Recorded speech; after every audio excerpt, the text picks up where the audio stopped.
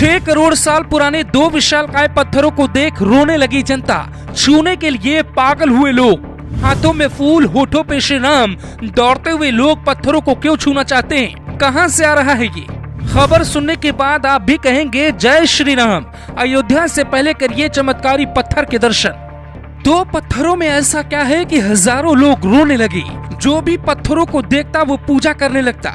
ये 2 ट्रक जिस रास्ते से गुजरते हैं वहाँ के लोग हाथ जोड़कर पत्थरों को छूने के लिए भागते हैं। जनता के हाथों में फूल है, वो पत्थरों पे फेंक रहे हैं। आखिर इन पत्थरों में ऐसा है क्या? कई लोग ये कहकर वीडियो देखना बंद कर देंगे कि बकवास खबर है, पत्थर की भी क्या कोई खबर बन सकती है। तो ऐसे लोग सच जानकर हिल जाएंगे। 6000 करोड़ साल पुराने पत्थर का राज सनातन सभ्यता से जुड़ा है।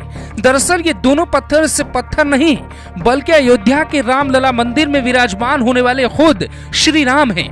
ट्रक जिन रास्तों से गुजर रहा है वहाँ की जनता भाग के ट्रक देखने आती है। यहाँ तक कि लोग पत्थरों को देख रोने लगते हैं। सवाल उठता है आखिर पत्थरों में ऐसा है क्या? क्या ये ट्रक आपके घर के पास से जाएंगे? आप कैसे अयोध्या के श्री राम का दर्शन अपने घर पे ही कर सकते हैं? ये बताएं। उसके पहले जानिए आखिर पत्थर में ऐसा है क्या कि उन्हें नेपाल से लाया जा रहा है। नेपाल की गंडक नदी में कई महीनों की खोज के बाद इन पवित्र पत्थरों की तलाश हो पाई।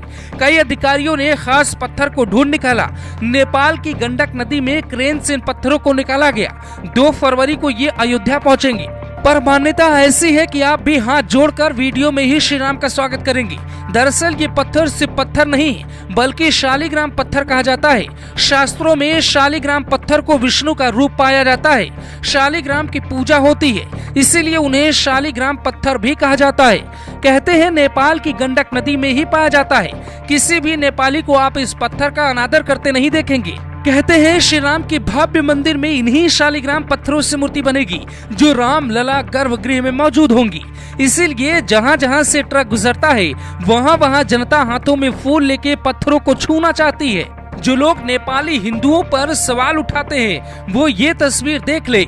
शुक्रवार को जब ये ट्रक पवित्र पत्थरों को लेकर वहां से निकले तो नेपाली हमारी आपकी तरह अपने राम की पूजा करने लगे।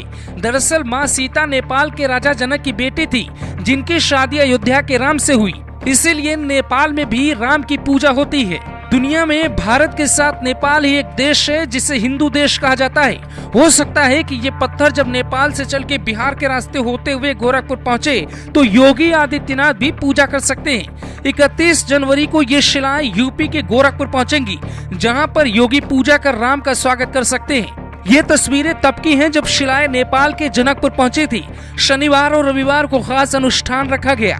31 जनवरी को ये शिलाएं बिहार के गोपालगंज से होती हुई यूपी की सीमा में प्रवेश कर जाएंगी।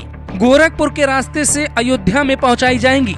गोरखपुर और अयोध्या के बीच पड़ने वाले जिले के लोग हाईवे पे जाके प्रभु श्री राम की पूजा कर सकते हैं। इस बीच इस पवित्र पत्थरों की 51 जगह पूजा भी होगी। इतना ही नहीं, गंडक नदी से शिलाएं निकालने से पहले पूजा हुई, फिर क्षमा मांगते हुए पत्थरों को निकाला गया। न सिर्फ भारत के लोग बल्कि विदेशी सैलानी भी इन पवित्र पत्थरों को छूना चाहते हैं।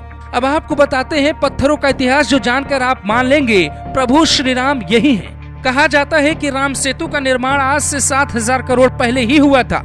यानी राम की कहानी 7000 करोड़ साल पुरानी है। कुछ लोग सच्चाई ढूंढते हैं पर सच ये है कि भगवान जानने की नहीं मानने की चीज है। ठीक इसी तरह से इस पत्थर की उम्र भी 6000 साल करोड़ बताई जा रही है। तो सोचिए कितनी मेहनत के बाद ये पत्थर खोजे गए होंगे। आपने सुना होगा कण कण में भगवान है, तो वो इसी शालिग्राम पत्थर के लिए कहा गया है। नेपाल में कहीं भी शालिग्राम पत्थर का एक टुकड़ा मिल जाए तो लोग अपने घर में रख के पूजा करते हैं। इसीलिए जनता अपने प्रभु श्री राम को देखकर रोने लग रही है। ट्रक के पीछे चलकर उनको छूना चाहती है। Bureau report, global Bharat TV.